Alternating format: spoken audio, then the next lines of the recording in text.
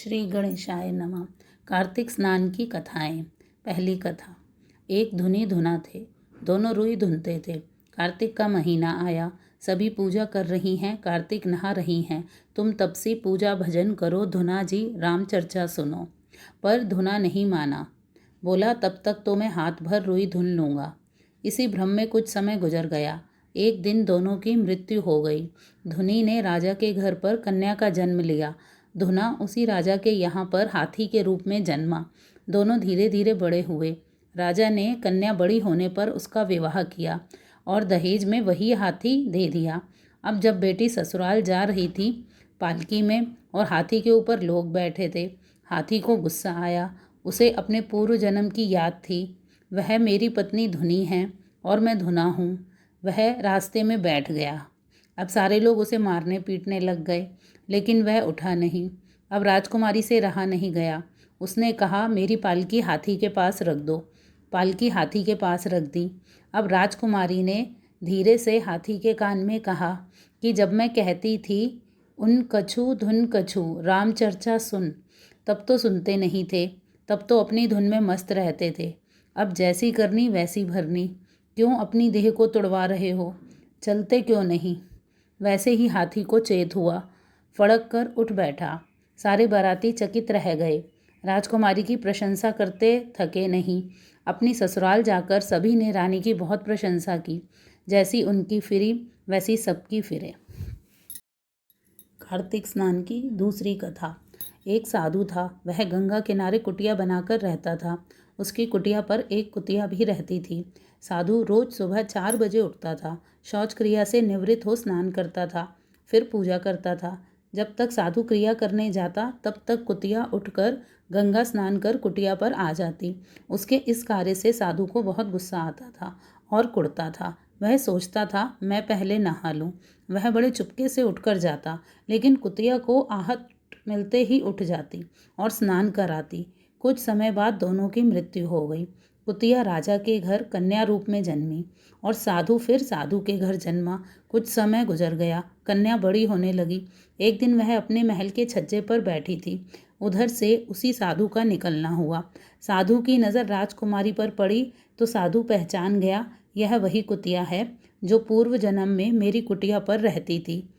पर अब भी साधु को उसके प्रति जलन थी और बोला, हिरनी हिरनी जंगल चरनी, देखो तो कुतिया के ठाट, छज्जे बैठी चावे पान।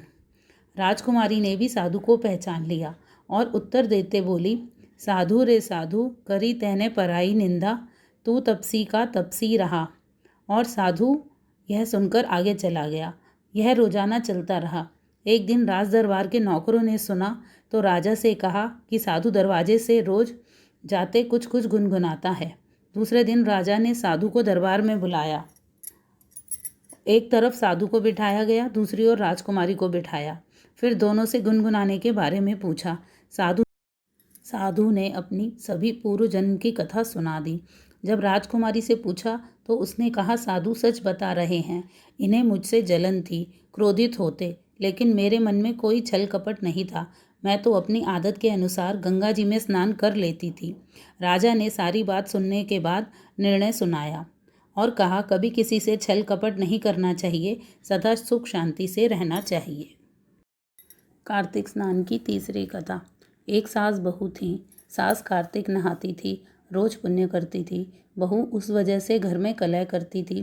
कार्तिक का महीना आया तो बहू ने अपने पति से कहा, इन्हें गंगा किनारे झोंपड़ी बनाकर भेज दो, वहीं पूजा पाठ कर लिया करेंगी।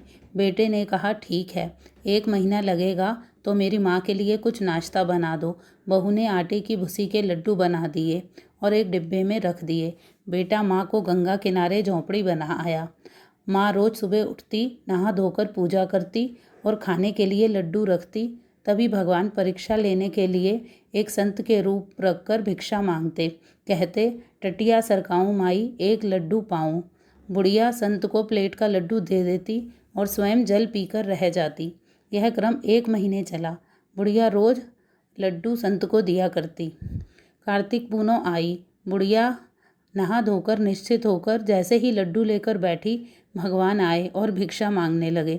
बुढ़िया ने प्लेट सरका दी। भगवान ने लड्डू खाया। जैसे ही झोपड़ी में लात मारी तो 7 मंजिल का महल तैयार हो गया। बुढ़िया की कमर से पैर लगाया तो बुढ़िया 16 वर्ष की सुंदर राजकन्या बन गई और महल में बैठ गई। अब लड़के को ध्यान आया, माँ को 1 महीना हो गया, घर ले आऊँ। तो गंगा के किनारे पहुँचा। वहाँ चारों ओर देखा तो झोंपड़ी कहीं नहीं दिखी। एक हल वाले से पूछा, भैया यहाँ पर मैं अपनी माँ की झोंपड़ी डाल गया था, जिसमें माँ को बिठाल गया था। हल वाला बोला, भैया झोंपड़ी तो पता नहीं, यह महल ज़रूर दिख रहा है, उसमें देख लो। वहाँ पर गया तो राजकुमारी पर नज़र पड़ी। माँ ने अपने बेटे को पहचान लिया। माँ बेटे से मिलकर अत्यंत खुश हुई। बहू को पता चला तो उसने ईर्ष्यावश कहा, अब दूसरी कार्तिक में मैं अपनी माँ को कार्तिक स्नान कराऊंगी।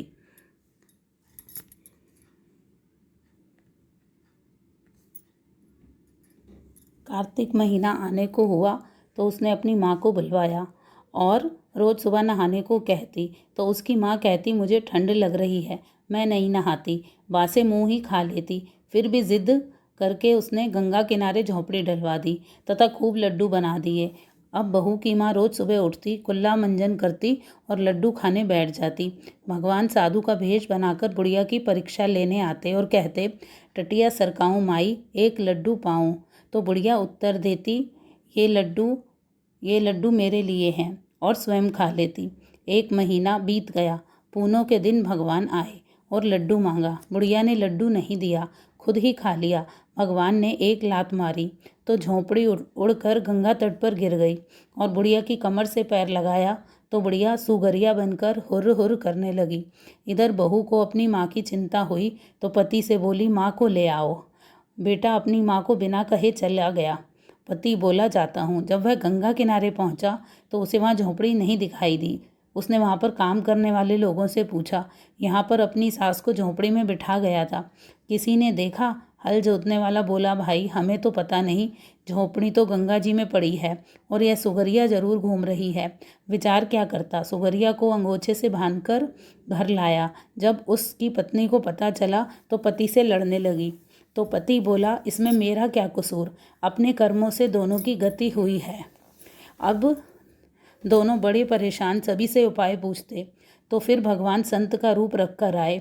उन्होंने उनसे पूछा तो संत बोले, इन्होंने कोई पुण्य धर्म नहीं किया, बिना नहाए खा लेती थी।